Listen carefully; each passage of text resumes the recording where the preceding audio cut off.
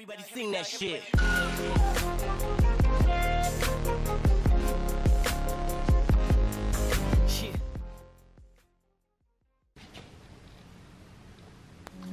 반갑습니다 여러분. 사회문화 1타 강사 사자랄 김병찬입니다. 지난 시간에 배웠던 기능론, 갈등론, 상징적 상호작용론은 복습을 잘 하셨나요? 사회문화 전반을 통틀어서 정말 중요한 내용이기 때문에 머릿속에 잘 넣어주시길 바라겠고요. 오늘은 사회문화 현상을 연구하는 방법에 대해서 배워보도록 하겠습니다. 쌤이 하나 얘기를 꺼내고 시작하려고 하는데, 여러분들은 야구를 좋아하시나요? 쌤은 야구를 너무 좋아해서 통영에 있는 사회인 야구팀에서 활동을 하고 있는데, 지금부터 쌤이 두 팀에 대해서 설명을 해줄게요. 먼저 A팀. 이 A팀은 되게 수치화된 자료가 뛰어난 선수들이 모여 있습니다. 예를 들어서 투수들은 방어율이 0점대, 정말 뛰어난 투수들이 있고, 팀 타율은 3할을 넘는 무지막지한 타자들이 있고, 수비수들도 에러율이 거의 없는 그런 완벽한 팀이 있습니다. 반면에 B팀은요, 수치화된 성적은 잘 모르겠지만 통솔력이 뛰어난 감독님, 그리고 리더십이 뛰어난 주장, 그리고 팀의 분위기가 워낙 좋기 때문에 승리에 대한 어떤 열망, 동기, 이런 것들이 굉장히 뛰어난 팀이 있습니다. 여러분들 생각에는 A팀이 잘할 것 같아요? B팀이 잘할 것 같아요? A팀처럼 수치화된 자료를 바탕으로 어떤 현상을 분석한다면 그것을 양적 연구라고 부르고요. B팀처럼 수치화된 자료는 아니지만 개개인의 주관적인 동기, 의도, 상황 배경, 이런 것들에 집중해서 현상을 깊이 있게 이해하려는 연구를 질적 연구라고 합니다. 그럼 지금부터 양적 연구와 질적 연구에 대해서 자세히 알아보도록 하겠습니다. 자, 그럼 첫 번째로 양적 연구부터 한번 적어보도록 할게요. 첫 번째는 양적 연구입니다. 양적 연구는요, 말 그대로 많은 양의 자료를 바탕으로 연구를 하겠다라는 뜻이에요. 자, 일단 먼저 이 양적 연구의 전제, 양적 연구가 전제로 하는 것부터 알아본다면, 우리 첫 번째 시간에 자연현상과 사회문화현상의 특징을 비교했던 거 기억납니까? 오케이. 이 양적 연구는 우리가 배웠던 자연현상과 사회문화현상 이라고 하는 것이 유사한 특성을 지니고 있다라고 얘기를 해요. 여러분들 기억나는 거 한번 얘기해볼까요? 사회문화현상과 자연현상의 공통점. 착각. 그렇죠. 둘 다 보편성이 존재한다. 둘 다 어느 정도 인과관계가 존재한다라는 것이 공통점이었습니다. 이 양적 연구자들은 이러한 공통점에 주목을 해서 연구를 하려고 해요. 즉, 자연현상의 연구 방법.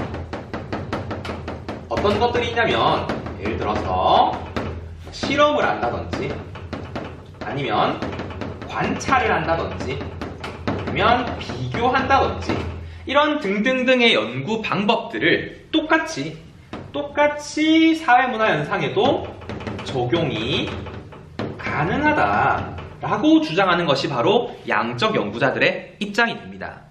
그래서 이것을 뭐라고 부르냐면, 자연현상과 사회문화현상을 연구하는 방법이 한 가지이다, 동일하다라고 해서 방법론적 인원론이라고 불러요.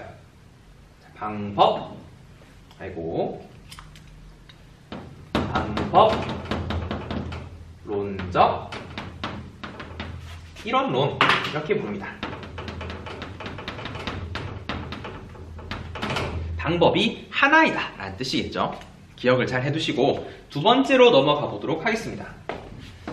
자, 이 양적 연구의 목적이 무엇인지를 알아야 될 것 같아요. 이 양적 연구는 쌤이 처음에도 얘기했지만 대량의 자료를 수집합니다. 이 대량의 자료를 수집해서 이 수집한 자료들을 계량화합니다. 계량화란 말은 눈에 보이게 측정한다 라는 말이겠죠. 그리고 수치화된 자료로 표현을 해요. 비율이라든지 수치 값이라든지 이런 것들로 측정을 한 다음에 이 자료들이 가지고 있는 어떤 법칙을 발견하는 것. 이것이 바로 양적 연구의 목적이 되겠습니다. 이 수치화된 자료들을 쭉 분석해 보니까 어떠한 상관관계가 있는지, 어떠한 인과관계가 나타나는지 이런 것들을 한번 정리해서 법칙으로 만들어 보겠다라는 거죠. 이것을 다른 말로 일반화라고도 합니다. 이렇게 일반화된 자료를 가지고 내가 미래를 한번 예측해 보겠다라는 게 바로 이 양적 연구자들의 주장이 되겠습니다. 괜찮나요? 이 법칙 발견이라는 건 중요하니까 별표 하나 쳐두시고, 이렇게 대량의 자료를 수집하기 위해서 양적 연구자들이 주로 쓰는 방법이 바로 질문지법 같은 것들이 있습니다. 여러분들 왜 설문조사 같은 거 많이 하잖아요, 그죠? 그렇게 모아놓은 많은 자료를 바탕으로 인과관계를 조사한다라는 거죠.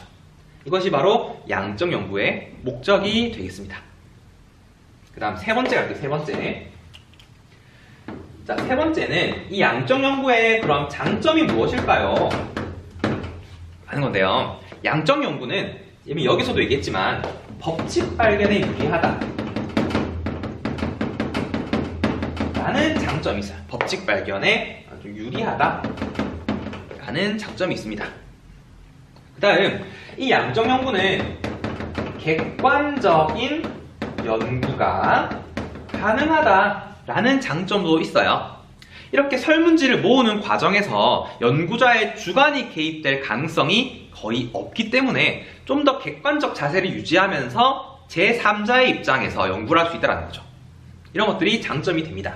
아무래도 연구자의 주관이 들어가게 되면 연구 결과가 조금 달라지겠죠. 그런 것들을 방지할 수 있다는 거예요. 이걸 좀 자세히 얘기해보면 자, by 연구 대상, 내가 연구하고 싶은 대상과 연구자가 분리되어 있기 때문에 그렇습니다. 주관이 개입되어 있지 않다는 거죠. 따로 떨어뜨려서 분리시킨다는 거죠.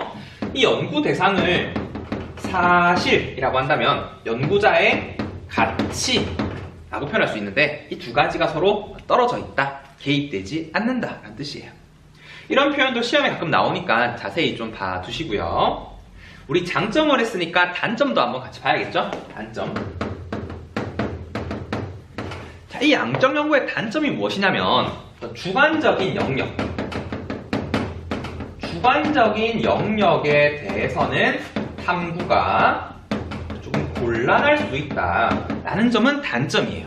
그러니까 예를 들어서 내가 정말 관심 있는 이성에 대해서 연구하고 싶어. 사회문화 현상이죠. 근데 이런 관심 있는 여성이 어떤 생각을 가지고 있는지는 아무리 많은 양의 자료를 수집한다고 해도 정확히 알 수 있어요, 없어요? 알 수 있는 경우가 거의 없겠죠, 그죠? 사람마다 생각은 다 다를 거니까.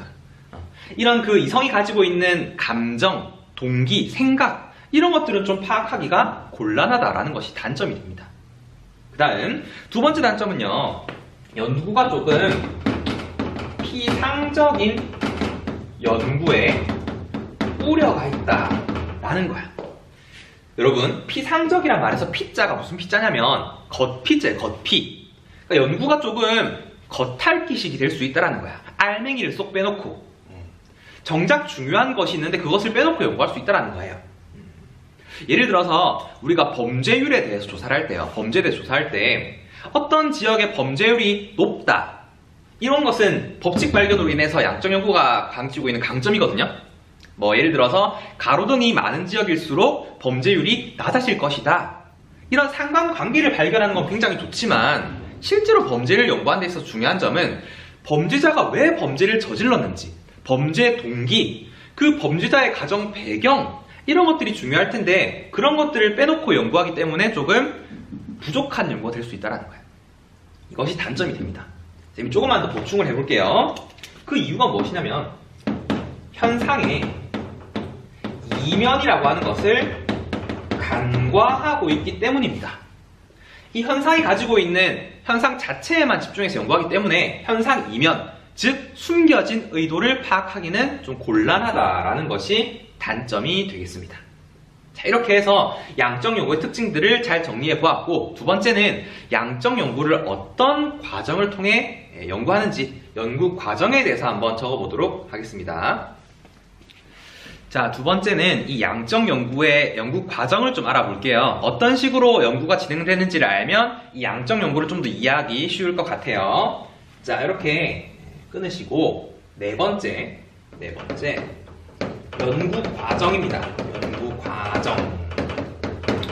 자, 먼저 연구를 하기 앞서서는 연구자가 주제를 선정해야 될 겁니다. 내가 어떤 걸 연구하고 싶은지, 어떤 게 좀 궁금하다라는 것을 가져야 될 거예요. 그 과정을 첫 번째, 사회 문제에 대해서 인식하고, 문제 인식 및 주제 선정 단계가 되겠습니다. 주제 선정. 이렇게 내가 탐구하고 싶은 문제를 결정하고 주제를 정하게 되는 것이 첫 번째인데, 여기서 중요한 것은요, 선행 연구를 검토하는 것이 중요할 것 같습니다. 그럼 선행 연구가 뭐냐면 내가 하기 앞서서 이루어졌던 연구들, 미리 했던 연구들을 조사하는 게 중요할 거야. 이게 왜 중요할까요?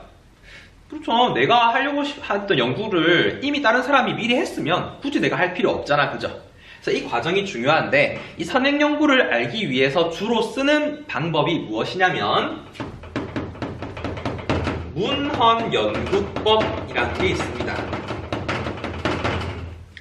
그러니까 기존에 있던 자료들을 조사해서 파악하겠다라는 건데 이 문헌연구법은 우리 다음 시간에 좀 더 자세히 배우도록 하고요. 지금 이런 게 있다는 것만 좀 알아둡시다.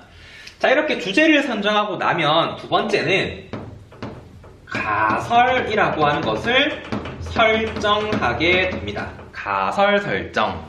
그럼 가설이 무엇이냐면 내가 연구하기에 앞서서 잠정적인 결론을 미리 세워놓는 거예요. 예를 들어서 찬띠의 강의를 많이 들으면 들을수록 성적이 높아질 거야 라는 결론을 미리 세워놓는 거죠. 이것을 가설 설정이라고 부릅니다. 이때 중요한 것은 가설은요, 중요하니까 노란색으로 독립변수 내지는 독립변인이라고 불러요. 그리고 종속변수 의 관계로 만들어야 됩니다. 여러분, 독립변수가 무엇이냐면 우리가 흔히 얘기하는 원인에 해당하는 거고요. 종속변수가 무엇이냐면 우리가 얘기하는 결과에 해당하는 것입니다. 가설은 항상 원인과 결과로서 표현해야 된다는 거죠. 쌤이 아까 얘기했던 찬띠의 강의를 듣는다라는 것이 원인이 될 거고 성적이 높아진다라는 것이 결과가 될 겁니다. 종속 변수가 되겠죠. 이 두 가지의 관계로 만들어야 된다라는 것이 중요한 점이 되겠습니다. 이렇게 가설을 만들고 나면 세 번째 연구 설계를 합니다. 연구 설계. 이 연구가 어떻게 이루어질 것인가에 대해서 계획을 짜는 단계인데 여기서 가장 중요한 것은 바로 개념의 조작적 정의라는 것이 있습니다.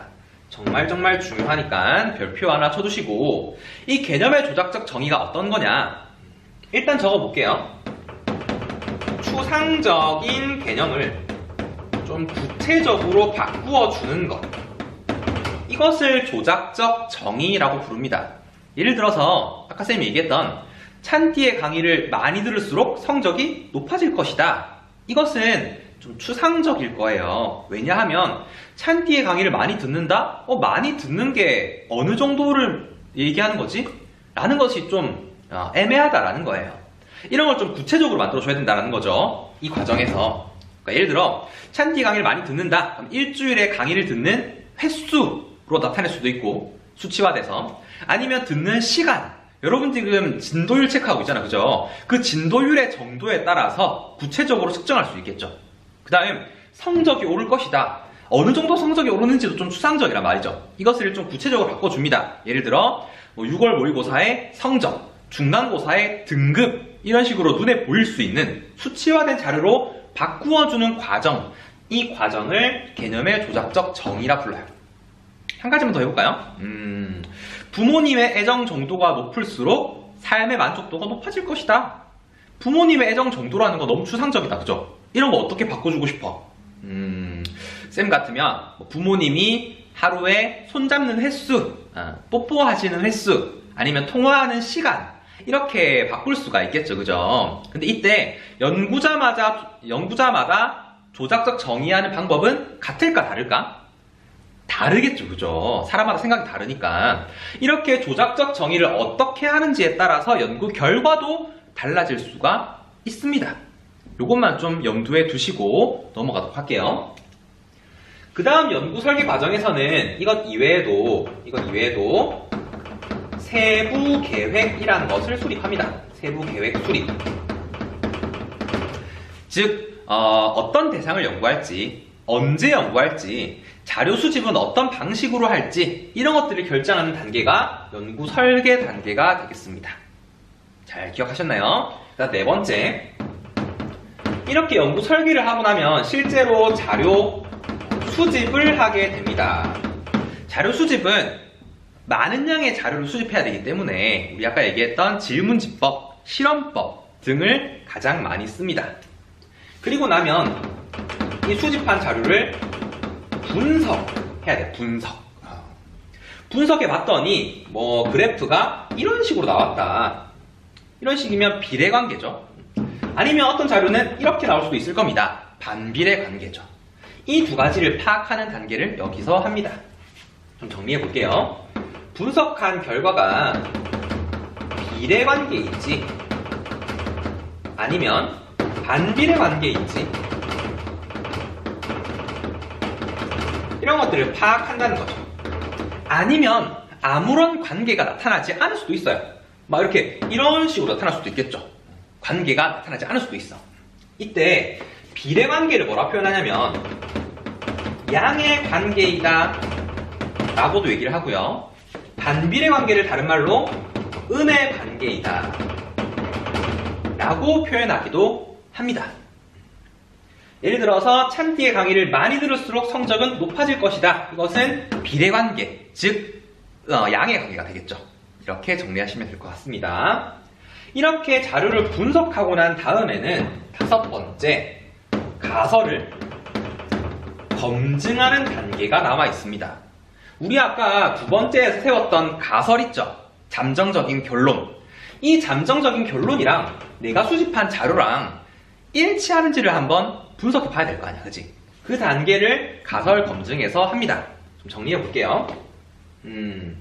내가 처음 세웠던 가설이랑 내가 자료 분석한 결과가 일치한다면 이것은 가설이 수용되었다 라고 얘기할 수 있겠죠.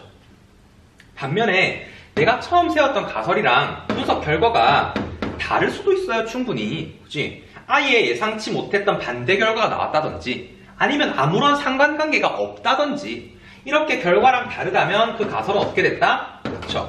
기각되었다 라고 얘기를 합니다. 만약에 가설이 수용되었다면 이 가설은 이제 법칙으로 정리를 해서 결론 도출, 일반화 할 수 있겠죠. 그렇지만 만약에 가설이 기각되었다면 다시금 가설 설정 단계로 돌아가서 다시 연구를 진행하게 됩니다. 자, 아시겠나요? 어쨌든 지금은 가설이 수용되어서 마지막은 결론 도출을 하면 되겠죠. 결론 도출. 이렇게 해서 양적 연구 과정의 과정들을 좀 쭉 살펴본 것 같습니다. 마지막 한 가지만 더 얘기를 할게요. 우리 아까 처음에 가설 설정 단계 있죠? 이렇게 가설을 먼저 설정하고 결론을 도출하는 과정을 뭐라고 부르냐면 연역적 과정이라고 불러요. 연역적 과정. 연역적이란 말이 무슨 말이냐면 결론을 미리 만들어 놓고 이 결론을 설명해 나가는 과정, 검증해 나가는 과정을 연역적 과정이라고 부르는데 이런 양적 연구는 연역적 과정이 주로 활용되고 있다라고 정리하시면 될 것 같습니다. 자, 이렇게 해서 양적 연구의 특징들을 한번 정리해 봤는데요. 어떻게 머릿속에 잘 들어오십니까? 양적 연구의 가장 큰 특징이라고 한다면 법칙 발견, 잘 기억해 두시고 인과관계를 발견해서 법칙 발견, 일반화하는 것이 목적이다 라는 것을 잘 머릿속에 넣어주시기 바랍니다. 그럼 두 번째, 질적 연구에서 만나도록 할게요. Let it go.